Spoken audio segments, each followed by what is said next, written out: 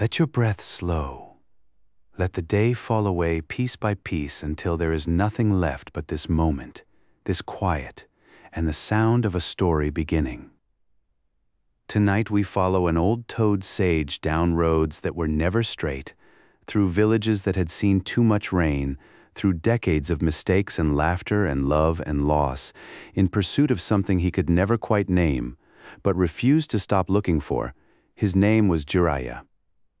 And in every sense that counts, he was a legend. Not because he was perfect, but because he never pretended to be. He did not look like a legend.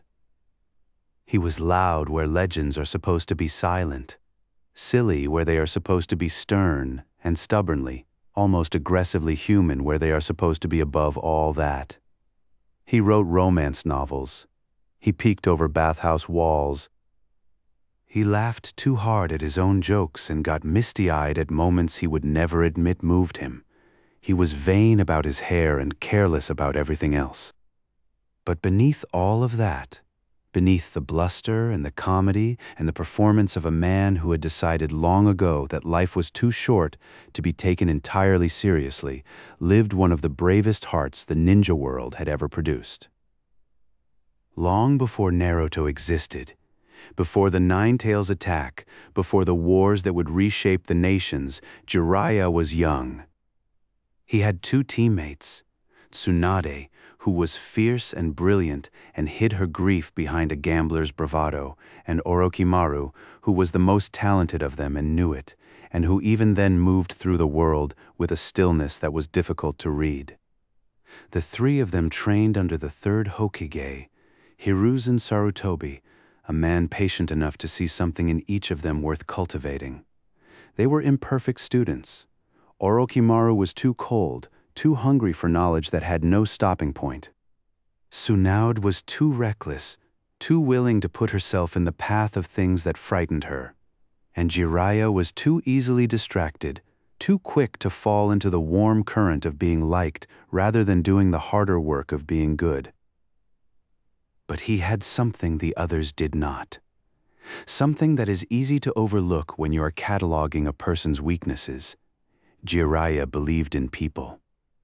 Not because the evidence always supported it, but because he had decided that the alternative, a world seen through the lens of disappointment and mistrust, was simply not somewhere he wanted to live.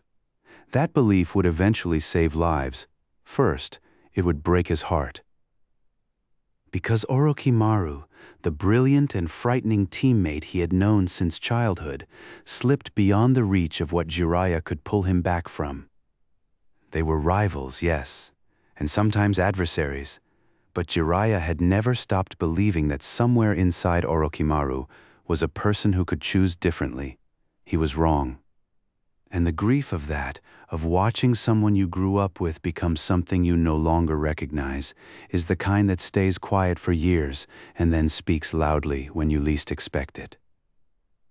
Jiraiya traveled far, further than most shinobi dared without a mission. He went looking for the great sage toads of Mount Myoboku, ancient, enormous creatures who had watched human history long enough to sense patterns in it that ordinary eyes could not detect. They gave him a prophecy. The words were simple enough, but the weight of them was enormous. He would train a child who would either save the world or destroy it, a child of destiny, a student whose choices, shaped in part by what Jiraiya taught him, would determine the future of every nation.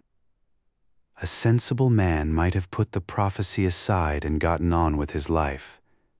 Jiraiya laughed, probably said something ridiculous, and walked directly toward it. He did not find his destined student immediately. He found him first in a place he was not expecting, a small, cold country called the Land of Rain, where he encountered 3 orphan children trying to survive in the wreckage of a war that nobody had thought to ask their permission to fight. He taught them what he could. He told himself he would come back for them. He didn't. Not in time to matter. One of those children, a boy named Nagato, would grow into someone devastating. And that failure, leaving too soon, not staying, would haunt Jiraiya for the rest of his life in the way that the things we almost did always do.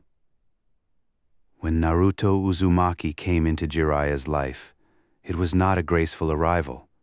The boy was scruffy and loud and had an enormous amount of energy and very little discipline and a laugh that could cut through the heaviest silence like a knife through warm bread. Jiraiya recognized him immediately. Not yet as his prophesied student, but as someone familiar. He recognized the way Naruto held his loneliness, the way a person who has been on the outside for too long learns to perform their personality rather than simply have one. To be bigger and louder than necessary. Because if you're always the one people overlook, eventually you learn to make yourself impossible to overlook. Jiraiya had done the same thing, in different ways, with different tools, but the shape of it was familiar. So he took the boy under his wing and taught him, not just jutsu, though there was plenty of that. He taught him how to summon toads, which requires a particular combination of confidence and humility that Naruto had to work hard to find. He taught him about the nature of the power sealed inside him and how to approach it without being consumed. He taught him by example more than instruction how to get back up after being knocked flat.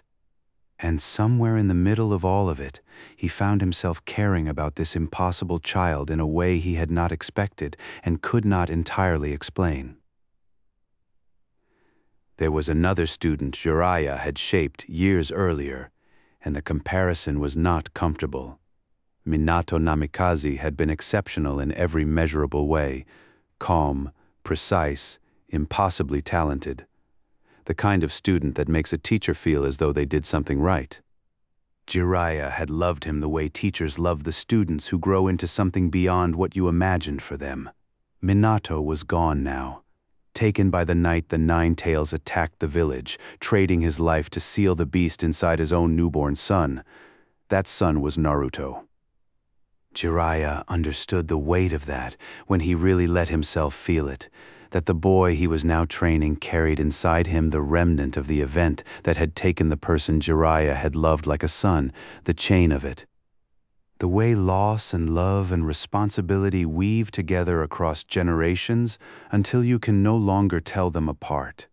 He kept training the boy. It was the only answer he had. When Jiraiya was old enough that the road had written itself into his face in lines and weather, he heard something that sent him toward a darkness he could not take anyone else into with him. Information about the Akatsuki, the organization that threatened everything he had spent his life protecting. Information that could only be gathered from the source, in person, in a place where backup would arrive too late to matter. He went alone. He did not make a speech about it. He told the people who needed to know, made sure certain things were in order, and went. He fought. In that place, better than anyone had a right to fight at his age. He gathered what he came for. He faced enemies who were, in ways he had not anticipated, connected to the children he had left in the rain country all those years ago. In that recognition, he understood something about the shape of his life that he had been trying to avoid seeing. He lost. Not because he was not enough, but because some battles are arranged by fate and not by will, and this one had been waiting for him a long time. In the last of his strength, before the dark water closed over him, he did one more thing. He sent a message back, a clue, a final gift carved out of what remained of him. He thought of Naruto. He hoped the kid was okay. He was somehow certain that he would be. Jiraiya never got to see how the story ended. He never saw Naruto stand before the village as Hokage. He never saw the wars stop.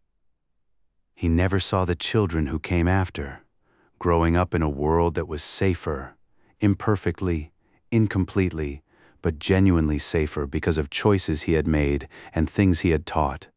Some stories are like that. The person who plants the seed does not always get to sit in the shade of the tree. That does not mean the planting was without meaning. It only means the meaning arrives somewhere else, in someone else's life, in a future that belongs to them. Naruto carried him.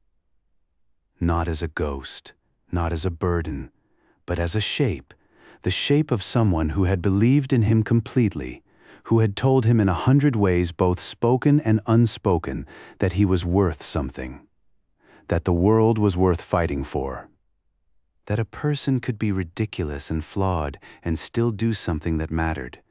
That is the real legacy of Jiraiya, the Toad Sage. Not the jutsu, not the books, not the battles. It is the particular way that one person's faith in another can travel forward through time, becoming part of the structure of who that person becomes.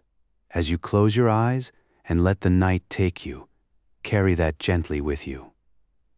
The belief that someone who loved you shaped something in you that you are still discovering, that their investment in who you could become is still returning, still growing, long after the conversation ended. Sleep well, dream of open roads. Somewhere out there on a path that winds between mountains and is always almost arrived at, a big laughing man with white hair is still walking, still writing, still completely, stubbornly certain that the next person he meets might just change everything.